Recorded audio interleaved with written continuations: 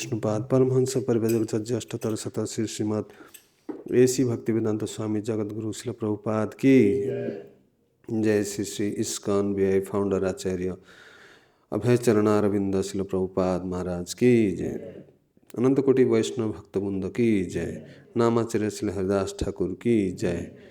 जय श्री रूप सनातन भट्ट रघुनाथ श्री जीव गोपाल भट्टदास रघुनाथ षड गोस्वामी प्रभुगण की जय। प्रेम से कहो श्री कृष्ण चैतन्य प्रभु नित्यानंद श्री अद्वैत गदाधर श्रीवासादि गौर भक्त वृंद की जय। जय श्री श्री राधा कृष्ण श्याम कुंड राधा कुंड गिरिराज गोवर्धन की जय। श्री श्री वृंदावन मथुरा धाम की जय। जय श्री श्री नवद्वीप मायापुर धाम की जय। जय पुरुषोत्तम क्षेत्र जगन्नाथपुरी धाम की जय। जय श्री श्री जगन्नाथ बलदेव सुभद्रा महारानी की जय। जय श्री श्री द्वारका धाम की जय। जय श्री श्री अयोध्या धाम की जय। जय श्री श्री बद्रिका धाम की जय।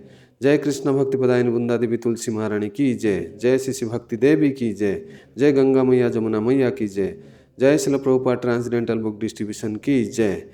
जय श्री श्री हरिनाम संकीर्तन महायज्ञ की जय। पतित पावन हरे कृष्ण महामंत्र की जय। उपस्थित समस्त भक्त वृंद की जय। निताय गौर सीतानाथ प्रेमानंदे हरि हरि बोल। All glories to assembled devotees Hare Krishna. All glories to assembled devotees Hare Krishna. All glories to assembled devotees Hare Krishna. All glories to guru and Gauranga Srila Prabhupada की जय। ओम नमो भगवते वासुदेवाय। ओम नमो भगवते वासुदेवाय। ओम नमो भगवते वासुदेवाय। नारायणं नमस्कृत्यं नरं चैव नरोत्तमं देवीं सरस्वतीं व्यासं ततो जयमुदीरयेत्। नष्टप्रायेषु अभद्रेषु नित्यं भागवत सेवया भगवतीरुत्तम श्लोके भक्तिर्भवति नैष्ठिकी।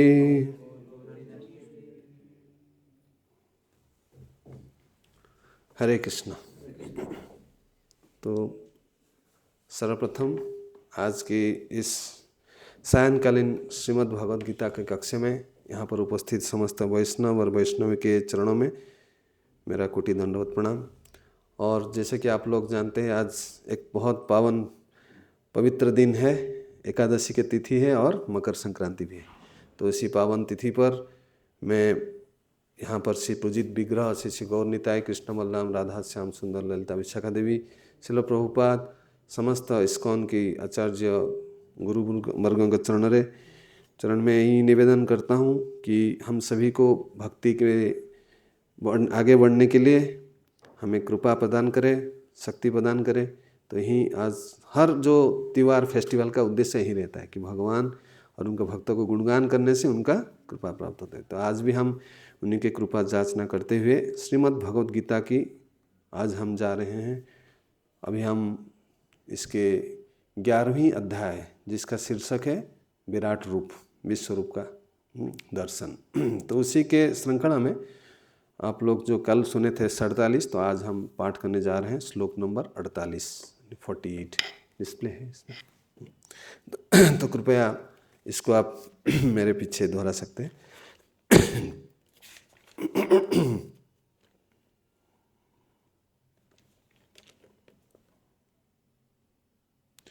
न वेद जान ध्यायनेर्न दानेर्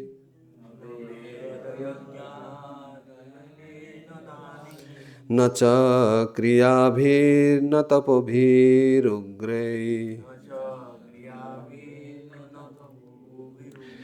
एवं रूपशक्य अहं नृलोके द्रष्टुं त्वदन्या कुरु प्रवीरे। न वेदयज्ञाध्ययनेन दानेर् न च क्रियाभिर्न तपभिरुग्रैः एवं रूपशाक्यहं नृलोके द्रष्टुं त्वदन्यनेन कुरु प्रवीरे न वेदयज्ञाध्ययनेन दानेन न च क्रियाभिर्न तपभिरुग्रैः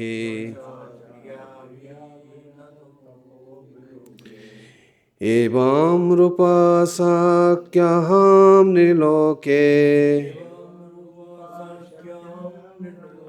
द्रष्टुं त्वदन्येन कुरु प्रवीर।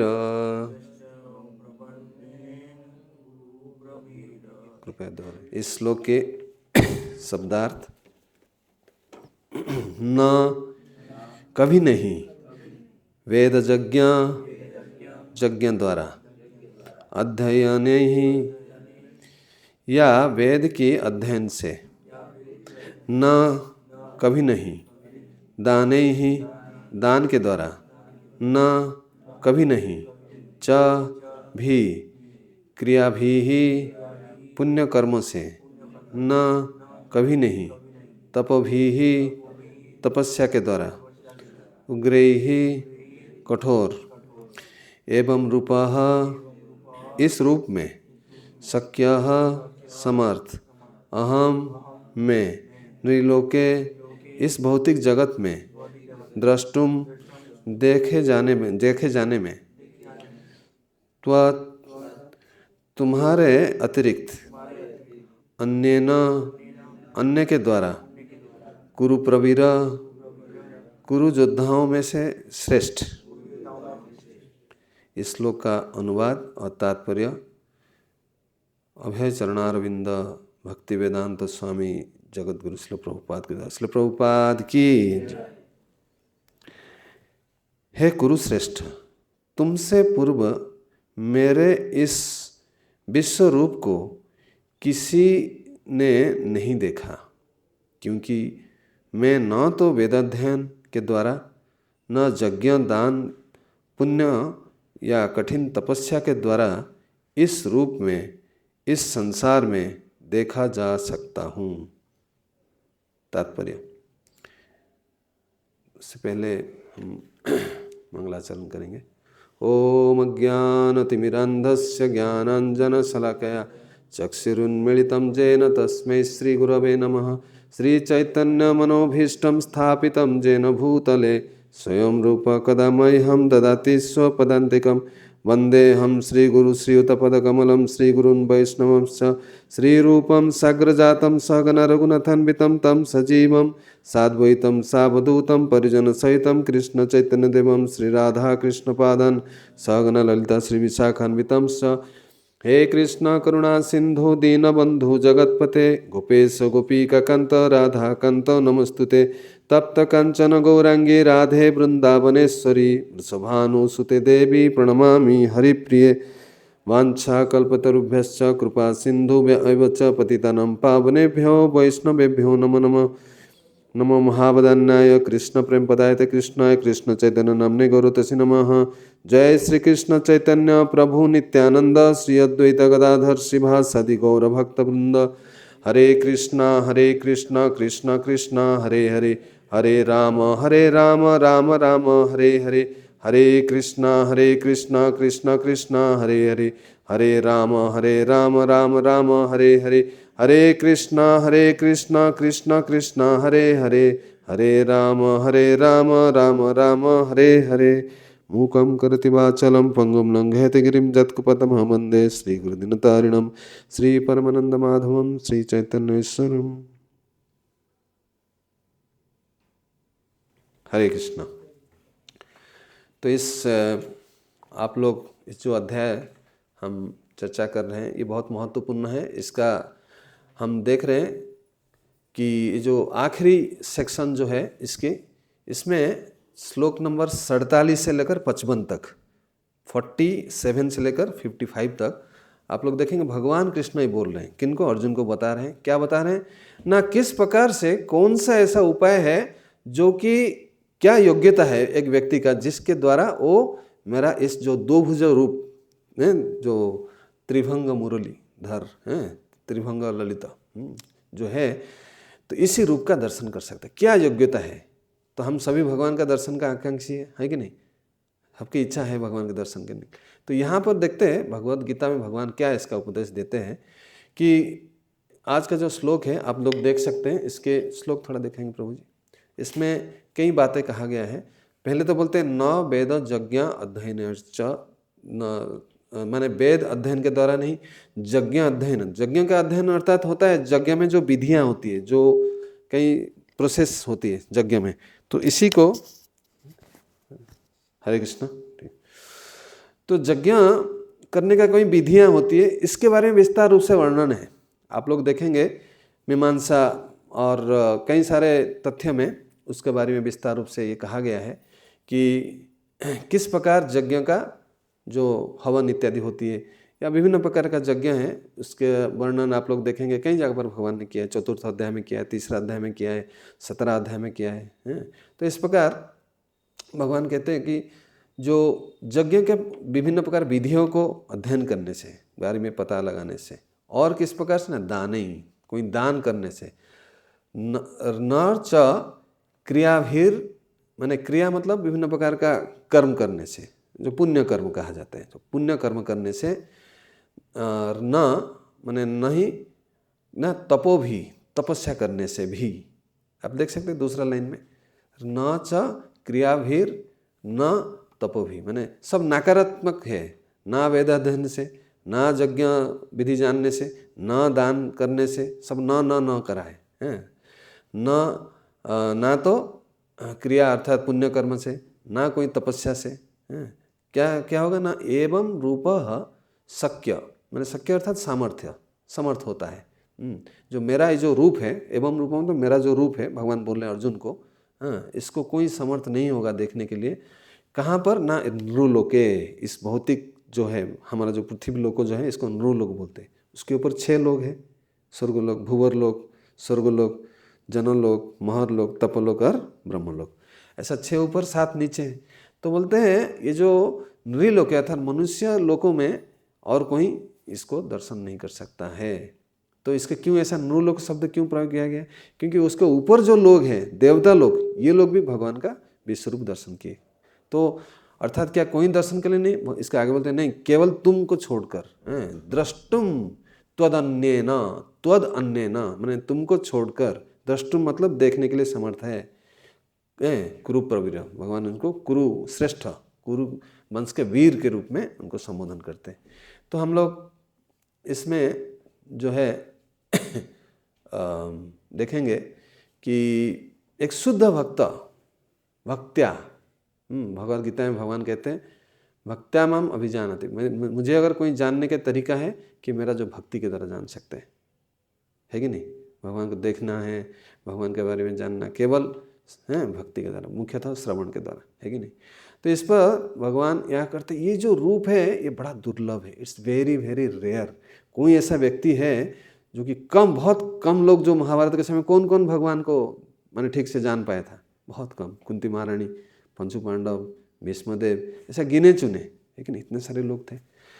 तो इसमें क्या आवश्यकता है? सबसे पहले तात्पर्य में श्रील प्रभुपाद बोलते हैं कि इस प्रसंग में दिव्य दृष्टि को भली भांति समझ लेना चाहिए। तो दिव्य दृष्टि जो होता है भगवान की, प्रभु जी इसको थोड़ा ओपन कर देंगे, पासवर्ड हरे कृष्ण 108।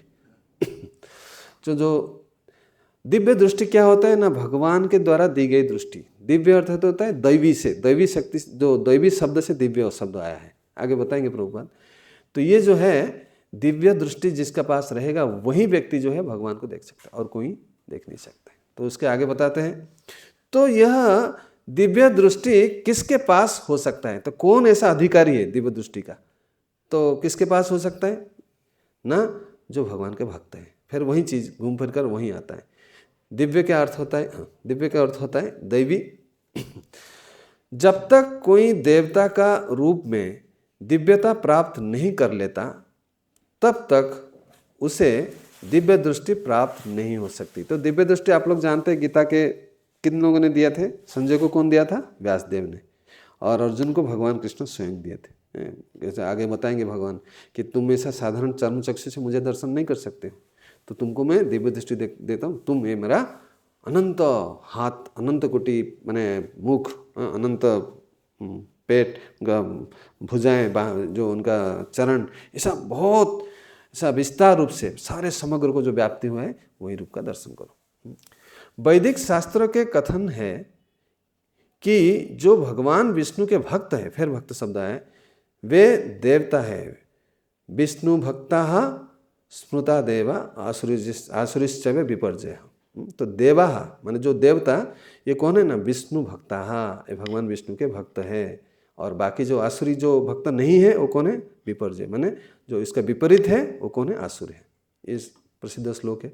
जो नास्तिक है अर्थात जो भगवान विश्वास नहीं करता है, अर्थात जो विष्णु में विश्वास नहीं करते हैं, या जो कृष्ण के निर्विशेष अंश को परमेश्वर मानते हैं, उन्हें यही दिव्य दृष्टि नहीं प्राप्त हो सकती। तो जो निर्विशेष अंश के बारे में और दो शब्द यहाँ कह गए। और भगवान के जो निर्विशेष बात में तो इम्पर्सनलिस्ट, भगवान को निराकार मानते हैं, और जो भगवान को विरोध करते हैं, जो शत्रु है, भगवान को ईर्ष्या करते हैं। तो ये भगवद गीता के 9 अध्याय के 9-11 में ये श्लोक आता है। आप लोग इसको, बहुत प्रसिद्ध श्लोक है गीता की। तो इसमें कहते हैं, अवजानन्ति माम मूढ़ा मानुषीम तनुमाश्रिता। क्या है? Thank you.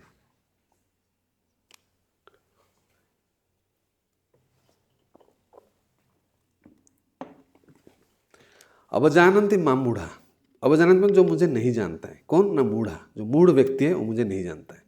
फिर बोलते हैं क्या? मानुषीम तनु, जो साधारण मनुष्य समझता है। हाँ, कृष्ण एक बड़ा शक्तिशाली मनुष्य है, थोड़ा सुपर ह्यूमन एक्टिविटीज़ कुछ किए। अर्थात भगवान कृष्ण ये कोई बड़ा शक्तिशाली मनुष्य के शरीर में आश्रय लिए, यही उनका कंसेप्ट है। 9-11 में भगवान बताते हैं और बोलते हैं, परम भावम अजानतो मम भूत्वा महेश्वरम। परम भाव मतलब जितने सारे विष्णु हैं, तो ये सारे विष्णु में से परम है ना, महान है। सभी विष्णु के में से ये और शक्तिशाली है। तो यही इनका धारणा ही है। जो परम भाव, मुझे मेरा परम भाव को समझ नहीं सकता है। अजानो तो मम भूतो महेश्वरम, मुझे ये नहीं जानता है कि मैं सारे संसार का मालिक हूँ। तो ये यही श्लोक में इसका भी कहा गया है, तो इनके कोई योग्यता नहीं है ऐसा व्यक्ति को। और एक कहा गया है, क्यों भगवान को सब लोग नहीं देख पाते? उसका एक 7वें अध्याय में श्लोक नंबर 7-25 में भगवान कहते हैं, ना हम प्रकाशम जोगो माया समावृतम मूढ़यम नाभिजानाति लोकमाम अजम अव्ययम। वहाँ पर भी अव्ययम शब्द आता है। तो बोलते हैं, ना हम प्रकाश सर्वोच्च, मैं सभी को प्रकाशित नहीं होता हूँ, सब लोग मुझे देख नहीं सकते हैं। क्यों? क्योंकि मेरा जो स्वरूप है किससे ढक गया है? जोगो माया से ढका हुआ है। जैसा हमारा दृष्टि को महामाया ने ढक दिया, तो इसी प्रकार जितने वैकुंठवासी है, भगवान तरह तरह का लीला करते हैं, तो ये सब क्या है? जोगो माया कराती है। तो उसमें कभी कभी भगवान भी भूल जाते हैं मैं भगवान हूँ। भक्तों का भी ऐसा ही, माता जसोदा समझती है मेरा पुत्र है कि नहीं? या नंद बाबा समझते हैं मेरा पुत्र है, लाला है। तो इसी प्रकार, तो ये कौन है? जोग माया का काम। तो इसी प्रकार आप सोचिए, हम महामाया के पर्दा जब हट जाएगा तब हम दर्शन कर पाएंगे जोग माया का अवृत कृष्ण को। जैसा ईशोपनिषद 2 मंत्र है 15 और 16। पहले क्या बोलते हैं भक्त? क्या प्रार्थना करते हैं? हे प्रभु, आपका मुख कमल जो है ब्रह्म ज्योति से ढक गया है, कृपया उसको आप हटा दीजिए, मैं आपका दर्शन कर पाऊँ। फिर 16 श्लोक में बोलते हैं, आपका पूरा शरीर जो है इसे ढक गया है। कोई उदाहरण आपको याद आ रहा है जिस प्रकार भगवान का ब्रह्म ज्योति से देख नहीं पाया एक भक्त है, बहुत प्रसिद्ध भक्त है, मुचुकुंद। हाँ, उसको गर्ग मुनि ने आशीर्वाद दिया था। गर्ग मुनि ने कहा था, एक दिन ऐसा आएगा तुम भगवान को फेस टू फेस, आमने सामने दर्शन करोगे। तो वही सत्य हुआ। तो जब आप जानते हैं जो रण छोड़, भगवान को रण छोड़ करके कहा गया है, और जो ये असुर उनको पीछा कर रहा था, कौन, क्या नाम था असुर का? काल यौवन। Very good. काल यौवन जो है पीछा कर रहा था भगवान के। तो भगवान जानबूझकर उसको मारने के लिए कहाँ लिए थे? जो गुम्फा में मुचकुंद सो रहे थे। बहुत सालों तक उन्होंने देवता के साथ के लिए युद्ध किया था, थक गए थे, तो उन्होंने आशीर्वाद दिया था तुम इतना दिन के लिए विश्राम करो। तो विश्राम करके ऐसा उनको जान भगवान ने क्या किया, अपना वस्त्र ढक दिया उनको, फिर जाकर छुप गए। और काल यमन जो आकर वो क्या किया, जाकर देखा ये कायर कृष्ण ऐसा सो रहे हैं, पदाघात किया। जैसा किया तो मुचुकुंद का ये वरदान मिला था, तुम सोने से जो तुमको डिस्टर्ब करेगा, तुम्हारा दुष्टि उसके ऊपर जाएगा तो तुम जलकर भस्म हो जाएगा। तो उस समय वो काल यमन की तो मूर्ति हो जाती है। लेकिन फिर इनके दृष्टि कहाँ पड़ता है, मुचुकुंद का सामने कौन ऐसा किया, वो देखकर आश्चर्य होते, मेरे सामने कोई जलकर राख हो जाता है। तो उनको कुछ समझ में नहीं आता है। फिर देखते हैं साक्षात भगवान पूरा ब्रह्म ज्योति से भरा हुआ है। फिर वो प्रार्थना करते, सुंदर प्रार्थना स्तुतियाँ हैं। फिर भगवान क्या करते हैं, ब्रह्म ज्योति हटा देते, फिर वो दर्शन देते। तो इस प्रकार कई एक कथाएँ हैं, आप लोग उसके परिचित हैं ऑलरेडी। तो यहाँ पर कहते हैं कि जोगो माया द्वारा मैं अपने को ढक देता हूँ, तो जो मेरा शुद्ध भक्त है, तो जोगो माया होता है जो सुभद्रा। तो हम जिसलिए जगन्नाथपुरी में दर्शन करने जाते हैं, सुभद्रा माता को भी हम प्रार्थना करते हैं कि हमारा कोई योग्यता नहीं, आप अगर कृपा करके, क्योंकि ब्रज में जितना लीलाएं होती है ये भी जोगो माया कराती है कि नहीं। तो उनके कृपा से हम जगन्नाथ या कृष्ण का दर्शन कर पाएंगे। तो मूढ़यम ना भी जाना, जो मूढ़ व्यक्ति है, जो मूर्ख है, वो भगवान को इस प्रकार नहीं जान सकता है। लोकमम अजम अव्ययम, मेरा जन्म नहीं होता है। भगवान इसको भी कई जगह पर बताया है, 4:6 में भी बताया है। अजोपिसन है, मेरा जो मेरे अंतरंगा शक्ति द्वारा मैं यहाँ प्रकट होता हूँ, कई जगह पर इसका वर्णन है। तो आगे बोलते हैं, तो ये 2 श्लोक में कहा गया कि इसका कौन अयोग्य है, तो इस रूप का दर्शन नहीं कर सकते। दूसरे शब्दों में, जिन्हें दिव्य दृष्टि प्राप्त है, जैसा अर्जुन को प्राप्त हुआ था, वे भी अर्जुन के तरह विश्व रूप का दर्शन कर सकते हैं। तो अर्जुन तो देख रहे थे ऊपर लोक में जितने सारे देवता लोग थे, जैसा कि भूवर लोक में गंधर्व किन्नर ये लोग सब जो है दृश्य देख रहे थे। उसके ऊपर सारे देवता लोग, जनलोक में सारे मुनि ऋषियों, महलोक में तपलोक में तपस्वी लोग जो रहते हैं, और स्वयं ब्रह्मा जी, सारे देवता उनको रूप से देख रहे हैं। किन किन को विश्वरूप भगवान ने दिखाया था? एक तो माता जसोदा का यहाँ पर लीला हुई थी, मुख में देखे थे, और भीष्मदेव में दर्शन किए थे, और दुर्योधन किया था कि नहीं? लेकिन दुर्योधन जो किया था ये इस रूप का दर्शन नहीं किया था, ये पार्शियल, मैंने उसका आंशिक रूप से दर्शन किया था। वो तो उसका भाव अलग था, भगवान ने उसको स्वीकार नहीं किए भोजन, वो चले गए विदुर रानी के पास, है कि नहीं, विदुर के घर में। तो उसका घमंड अहंकार से वो बोलता है भगवान को बंदी कर दो। तो इसी को खंडन करने के लिए, तू देख मैं कौन हूँ, ऐसा दिखाने के लिए विश्व रूप दिखाए थे, उसको डराने के लिए, हैं। तो इस प्रकार हम देखते हैं कि भगवत गीता में विश्व रूप का विवरण है। यद्यपि अर्जुन के पूर्व यह विवरण अज्ञान था अर्जुन, किंतु इस घटन के बाद, यानी कि विश्वरूप का जो इसमें इतना सारे आप लोग वर्णन सुनते आ रहे हैं, जो लोग रेगुलरली सुनते हैं, तो भगवान विस्तार रूप से पहले संजय ने अपना अनुभूति बताते हैं, फिर अर्जुन बताते हैं, भगवान भी अपना विस्तार रूप से अपना रूप का वर्णन करते हैं। तो ये क्या है ना, अब विश्वरूप का कुछ अनुमान लगाया जा सकता है। जो लोग सचमुच ही दिव्य है, दिव्य अर्थात पूरा उनका चेतना दिव्य है, वे भगवान के विश्वरूप को देख सकते हैं। किंतु कृष्ण का शुद्ध भक्त बने बिना कोई दिव्य नहीं बन सकता। यानी कि ये योग्यता एकमात्र शुद्ध भक्त है, मिश्र भक्ति में नहीं चलेगा। प्रधानीभूता, गुणीभूता, ये सब मिश्र भक्ति है, तो ये सब नहीं चलेगा। कर्म है, ज्ञान है, ऐसा नहीं, केवल भक्ति, शुद्ध भक्ति, वही केवल देखते। किंतु जो भक्त सचमुच दिव्य प्रकृति के हैं और जिन्हें दिव्य दृष्टि प्राप्त है, जैसा अर्जुन को प्राप्त हुआ था, वे भगवान की विश्वरूप का दर्शन करने के लिए इच्छुक नहीं रहते। ये बड़ा रहस्यमय बात है।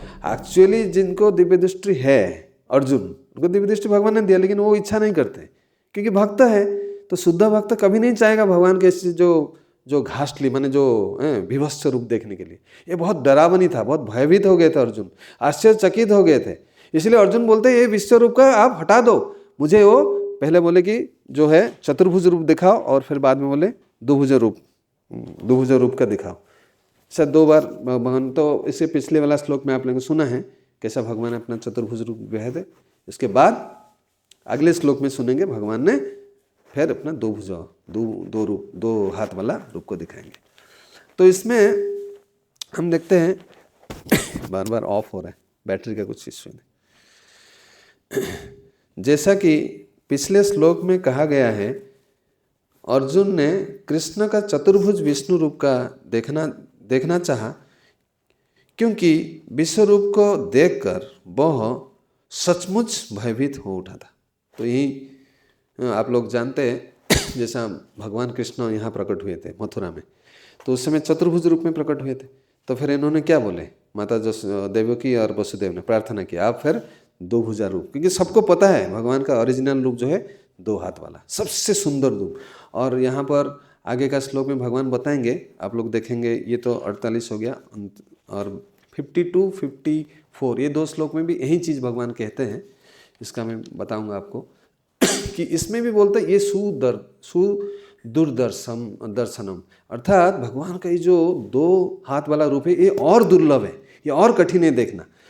हालांकि विश्वरूप भी देखना कठिन है, और कठिन है ये दो हाथ वाला। लेकिन हमारे संस्थापक आचार्य श्रील प्रभुपाद की कृपा से हर इस्कॉन में सेंटर, 1000 सेंटर है, हर मंदिर में भगवान का कौन सा रूप है, दो भुज वाला। ये हमारा विशेष कृपा है प्रभुपाद का, है कि नहीं। तो यहाँ पर हम आगे ये करेंगे।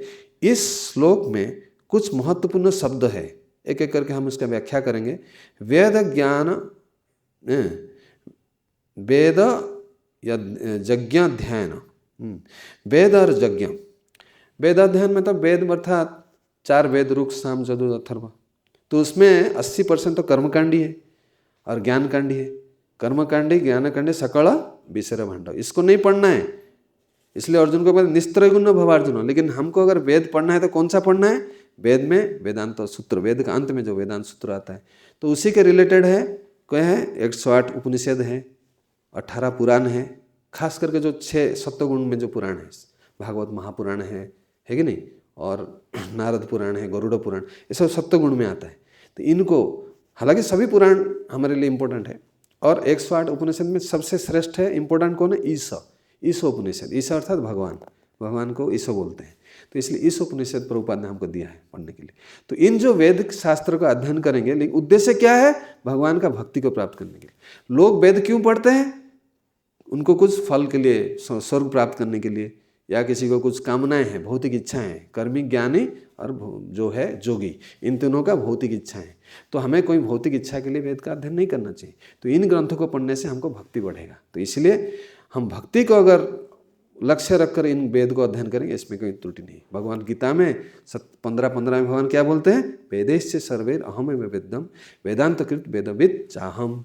मैं ही वेद का रचयिता हूँ। क्यों, वेद के द्वारा ही तुम मुझे जान सकते हो, और कोई उपाय नहीं है या नहीं। तो इसी प्रकार एक वेद का शिक्षा दे रहे थे, चैतन्य चरितामृत में आता है देवानंद पंडित। वो वेद का बढ़िया क्लास देते थे, लेकिन उनका हृदय बिल्कुल दुखी था, मन में कोई आनंद नहीं था। तो चैतन्य महाप्रभु उनको खूब भर्त्सना किए, तुम बंद करो ये ढोंगीबाजी, क्यों तुम पढ़ा रहे हो, तुम ये सब से किसी को भक्त नहीं बना सकते हो। समझ रहे। तो हम भाव इंपॉर्टेंट है, किस कॉन्शियसनेस में हम पढ़ रहे हैं वेद। ऐसा तो पंडित बहुत मिलेंगे, लेकिन भक्ति का उद्देश्य में ऐसा बड़े बड़े इस्कॉन को बाहर तो देखेंगे हमको निगल लेंगे, इतने सारे। हाँ, वैसे भी वेद में लाखों संख्या में श्लोक है, अभी भी है वो सारे, लेकिन उसको कंक्लूजन निकालना बहुत कठिन है। वेद का इतने इलाबरेट है, उसको हमको समझ में नहीं आएगा संस्कृत। तो इसलिए हम गुरु की अध्यक्षता में, तो प्रभुपाद ने सारे वेद का जो निष्कर्ष दे दिया है भगवद गीता और भागवतम में, है कि नहीं। तो इस प्रकार हमें वेद ये करना चाहिए। लेकिन भक्ति ऐसा है, जैसा आप लोग देखेंगे नदी है, नदी के ऊपर एक पुल है, एक चींटी अगर है तो पुल को पार कर सकता है, पुल के ऊपर नदी को पार कर जाएगा। लेकिन अगर हाथी है, पुल नहीं है, वो बह जाएगा पानी में, हाँ या ना। तो इसी प्रकार ये जो भक्ति है, भगवान के भक्ति है, ये पुल के समान है। ये भवसागर को पार करने के लिए हैं, हम चाहे चींटी के समान हमारा अक्षमता हो, हम बिल्कुल छोटे हों, फिर भी हम भगवान का चरण कमल, जो पुल क्या है, भगवान का चरण कमल, और इन ग्रंथ, इन्हीं के माध्यम से हम भवसागर भी पार हो सकते हैं। तो ये है भक्ति का महिमा। तो बिना भक्ति के सब बेकार है। और यज्ञ, इसमें कहते हैं जो वेद तथा यज्ञ अनुष्ठान से संबंधित विषय के अध्ययन का निर्देश करता है। अर्थात जो विभिन्न प्रकार का यज्ञ, बट कलयुग में कौन सा यज्ञ है, संकीर्तन यज्ञ, हरे नाम केवलम कलौ नास्त्येव नास्त्येव गतिर्नन्ता। तो ये भी वेद में है, ये सब तो वहाँ से ही आया ना। तो ये जो है इसको जानने से भी करने से हम भक्ति को प्राप्त हो सकते हैं। वेद का अर्थ है समस्त प्रकार के वैदिक साहित्य तथा चारों वेद ऋग यजुर साम और अथर्व एवं 18 पुराण, सारे उपनिषद तथा वेदांत सूत्र। वेदांत सूत्र कमेंट्री श्रीमद् भागवतम। मनुष्य इन सब का अध्ययन चाहे घर में करे या अन्यत्र कहीं पर करे। इसी प्रकार यज्ञ विधि के अध्ययन करने के अनेक सूत्र हैं। 2 सूत्र यहाँ पर प्रभुपाद लिखते हैं, यह कल्पसूत्र तथा मीमांसा सूत्र। ये सब अलग अलग सूत्र है। जैसा गीता भी एक सूत्र के रूप में कहा गया है, इसका विस्तार भागवतम में किया गया। और बोलते दाने। अच्छा, दान करना अच्छा बात है या बुरा बात है?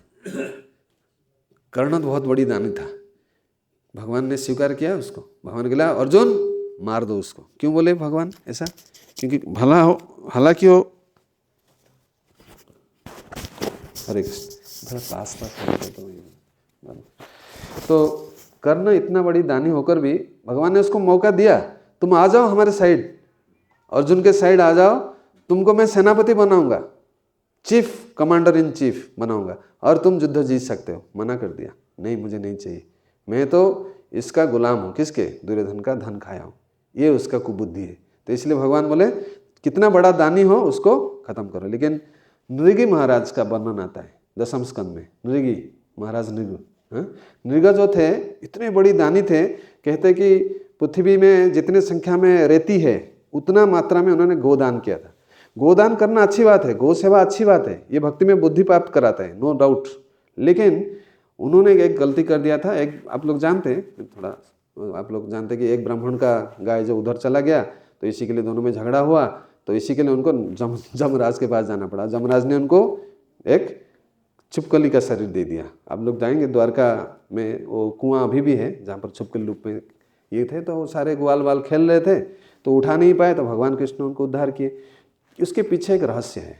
एक बार जो नृग थे, तो उनको एक भक्त आया था, एक ब्राह्मण वैष्णव थे, कई हजार साल पहले की बात। इस घटना से आज से 5000 साल पहले ये घटना हुआ था, उससे कई हजार साल पहले। मैंने उस समय तो मनुष्य जो लाइफ स्पैन तो था ना, द्वापर जो कितना 1000 साल। तो इस समय फिर क्या करते हैं कि वो आकर उनको बोले कि एक मंदिर मेरे लिए बना दीजिए, हम वहाँ पर गीता और भागवत का रखकर वहाँ के अध्ययन करेंगे। तो नृगराज महाराज ने उसको स्वीकार किया था और उन्होंने बनाया था। तो वो उनको आशीर्वाद दिया था, इसी कार्य के लिए एक दिन तुमको भगवान का साक्षात दर्शन मिलेगा और तुम भगवान के दर्शन करके भगवत धाम जाओगे। तो वही सत्य हुआ। द्वारका में घटना हुई और उनको स्पर्श मात्र से उनको दिव्य शरीर प्राप्त होकर भगवत धाम चले। तो अर्थात किसी भक्त के कृपा से हम भक्ति जो है, भगवत दर्शन है, दिव्य दृष्टि कैसा मिलता है? किसी भक्त के कृपा से। आप लोग रामानुजाचार्य के बारे में सुना रहेंगे। उनका एक भक्त था, कौन? दाशरथी, जो बैक गियर में चलता था। जानते हैं ना, एक वेश्या के प्रति आकृष्ट हो गया था, दाशरथी थे। तो उसका आँख इतने सुंदर थे, तो उसको देखकर जो रंगनाथ स्वामी का पैरेड हो रहा है, हाथी के ऊपर बैठकर चल रहा है, ये बैठकर छतरी लेकर कहाँ खड़ा है? धूप में। वो वेश्या के ऊपर खड़ा है पास, और उसको भगवान के देखे बगैर उसको देख रहे हैं, उसका आँखों को। इतने माने ये थे। तो उसी के समय क्या हुआ, फिर जो है सारे भक्त लोग देखकर उनको बताए, शिष्य लोग रामानुजाचार्य को बोले ये ऐसा कर रहे हैं। तो उसी समय क्या किए, वो पीछे पीछे चल रहे हैं और छतरी करके प्रशासन ऐसा नहीं चल। तो इसी प्रकार गुरु के कृपा से रामानुजाचार्य उनको बोले एक बार उसको मेरे पास बुलाओ। तो उन्होंने रंगनाथ स्वामी को प्रार्थना किए कि ये तो इतना मूर्ख है, इतने गिर चुका है, तो कृपा करके आप एक बार ये दर्शन दीजिए। ये होता है दिव्य दृष्टि। गुरु को प्रार्थना करने से उनको दिव्य दृष्टि प्राप्त हुआ था। और वो रंगनाथ स्वामी को एक बार उनका जो बोलते भगवान राम का ही ये स्वरूप है, ऐसा ये करके विभीषण ने जो लिए थे उसको, तो इसी रूप को देखकर उनके ये चेंज हो गया, है कि नहीं। तो ये होता है साधु का कृपा से। इसलिए चैतन्य चरितामृत में कहा गया है, महत कृपा बिना कोनो भक्ति नहीं। अर्थात महत व्यक्ति का कृपा बिना भक्ति का उत्पन्न नहीं हो सकता है। प्रभुपाद ने कितना कृपा किया सारे विदेशी के ऊपर, भक्त बन गए सब लोग।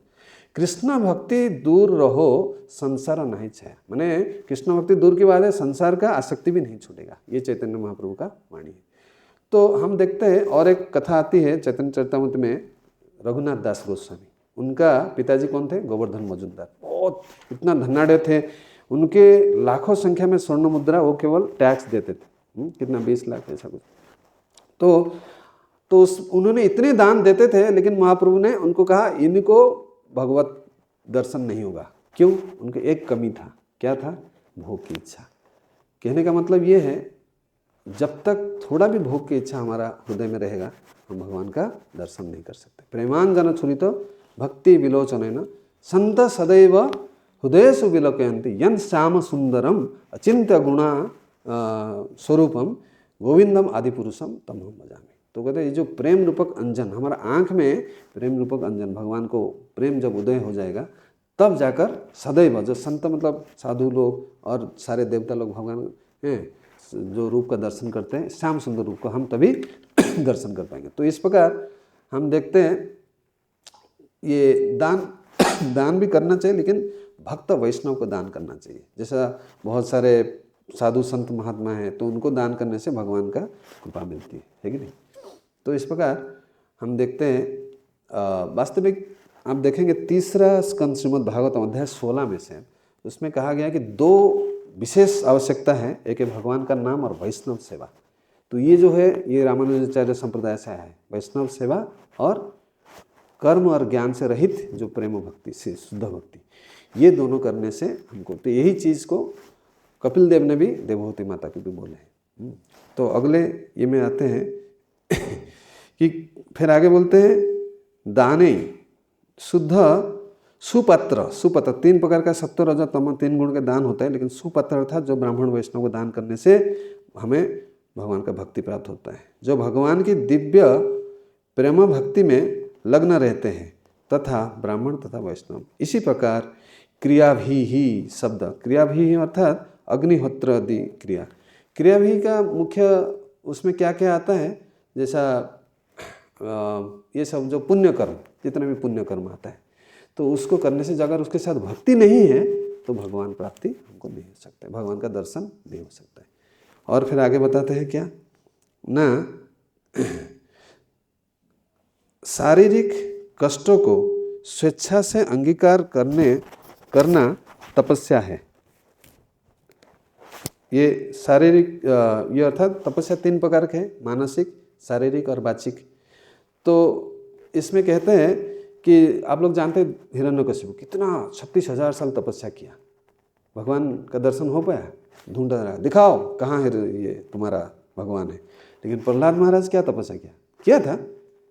माँ का गर्भ में रहकर हरि कथा श्रवण इतना आसान नहीं है। हमें इतने सारे क्लासेस का अपॉर्चुनिटी, मैं अपना बात भी कह रहा हूँ, हम इतने आलसी हो जाते हैं, हमको कथा सुनने में रुचि नहीं होता। आप सोचिए माँ का गर्भ में इसी अवस्था में रहकर हरि कथा श्रवण, ये भी तपस्या। लेकिन हिरण्यकशिपु से इतना तपस्या नहीं, फिर भी उनको भी, यहाँ तक उन्होंने नारद मुनि का दर्शन भी नहीं किया था। कौन? प्रहलाद महाराज। तो वैसे ही उनको ये जैसा एकादशी व्रत है आज हम पालन करते हैं, ये भी तपस्या है। ये इसको करना चाहिए। भगवत गीता में भगवान कहते हैं 3 चीज़ को छोड़ना नहीं, दान, तपस्या और व्रत जो है सैक्रिफाइस, यज्ञ। तो ये तीनों को करने से जो शुद्ध भक्त होता है, ये भी उसका हृदय भी शुद्ध हो जाता है।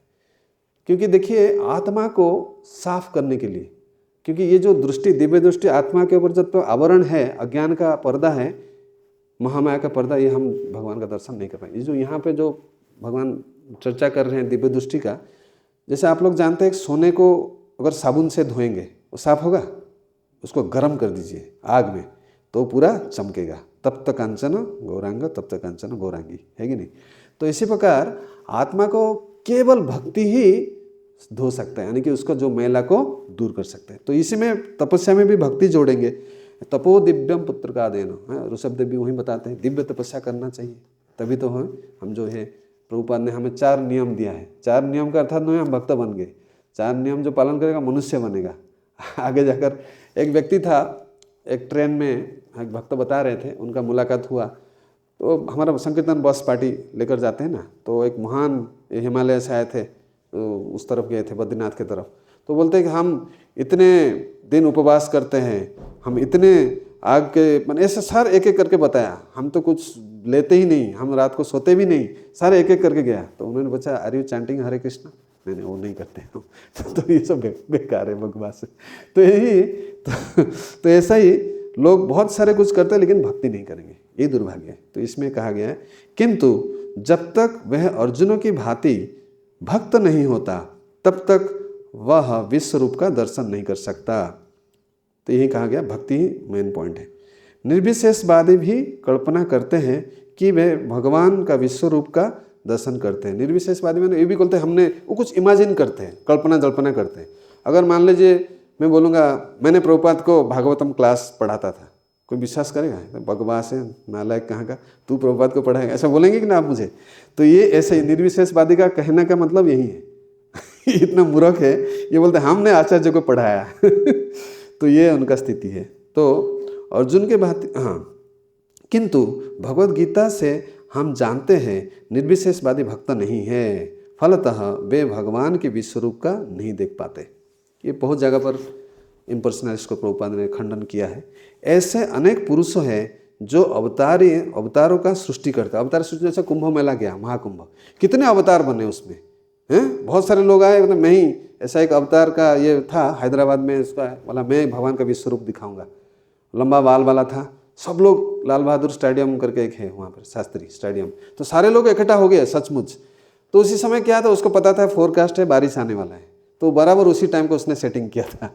तो लोग भी मूर्ख है, जाकर एक सत्य घटना है, न्यूज़पेपर में पढ़ा था उस समय। तो आकर सब कहते नहीं नहीं आज बारिश हो गया, मेरा आज कैंसिल, उसके दिन से अगले दिन से कहीं गायब हो गया। तो ऐसे भी बहुत सारे लोग भ्रमित होते हैं आज के ज़माने में भी। तो हमें तो भगवद गीता का अनुसरण करना चाहिए, अन्यथा पूर्ण आध्यात्मिक ज्ञान प्राप्ति की कोई संभावना नहीं। तो गीता जो है सूर्य के समान ये है, हमारे जैसा दिशा प्रदान करता है। यद्यपि भगवद गीता का भगवत्व का प्राथमिक अध्ययन माना जाता है, तो भी यह जानना पूर्ण है कि कौन क्या है, उसका अंतर बताया जा सकता है।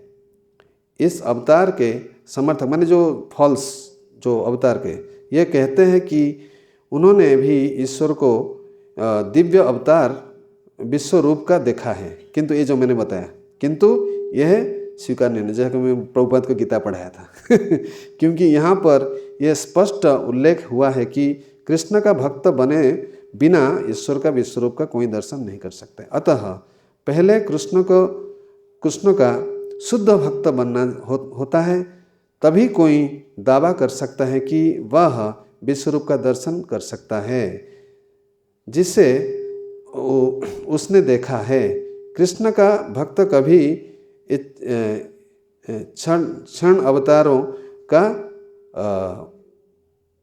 उनके अनुयायियों को ये मान्यता नहीं देता है। अर्थात ये जो है फॉल्स अवतार, आजकल तो बहुत आगे कितने साईं बाबा ये सब बहुत सारे फॉल्स अवतार ये सब आए हैं। एक बार एक कथा आती है, एक बार कुछ भक्त लोग गए थे, एक अपने को अवतार बोल के, जैसा भगवान कृष्ण झूला में झूलते हैं जो होता है ना झूलन फेस्टिवल, वो आदमी को बिठाया कि ना यही भगवान है, ऐसा सब लोग उसको विश्वास भी करते हैं।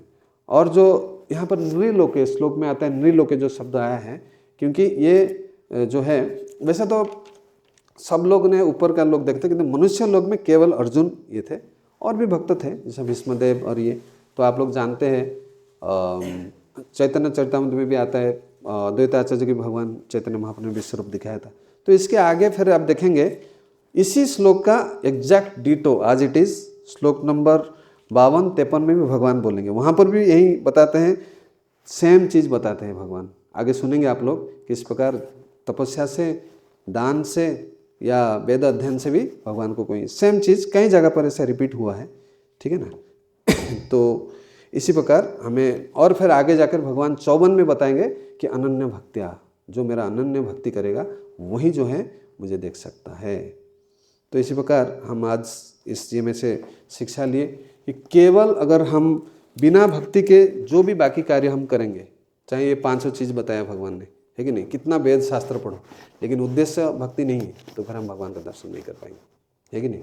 और कोई दान करना बुरी बात नहीं है, लेकिन ब्राह्मण वैष्णव को दान देना चाहिए। नृग का उदाहरण हमने देखा, उनको भी भगवत दर्शन हुई थी, है कि नहीं। तपस्या के बारे में बताया तो प्रहलाद महाराज उन्होंने यहाँ तपस्या की, तो उनको भी भगवत दर्शन। अच्छा, अनेक जो है उसके साथ उद्देश्य भक्ति ही होना है, वही सार है। फिर आगे का श्लोक में भगवान बताएंगे। तो अर्जुन को कि किस प्रकार अर्जुन प्रार्थना करेंगे कि आप मुझे, जो पहले प्रार्थना कर चुके हैं कि मुझे वो ओरिजिनल रूप दिखाए, क्योंकि वो भक्त जो होता है, जो दो रूप वाला जो मुरलीधर जो रूप होता है, उसी से भगवान का आदान प्रदान होता है, प्रेम का आदान प्रदान, रेसिप्रोकेशन, लविंग रेसिप्रोकेशन केवल इसी रूप में संभव है। अरे इतना बड़े भयानक रूप देखकर तो लोग डर जाएगा, तो उसके क्या प्रार्थना करें। अर्जुन तो हाथ जोड़कर कहीं क्षमा याचना भी कर दिए, मैं आपको ऐसा बोल दिया, वैसे बोल दिया, साथ में खाया, साथ में सोया, ये सब जो है। तो आगे आप सुनते रहेंगे। समय हो गया है, माता जी भी आ चुके हैं, तो यहाँ पर मैं कथा का विराम देता हूँ।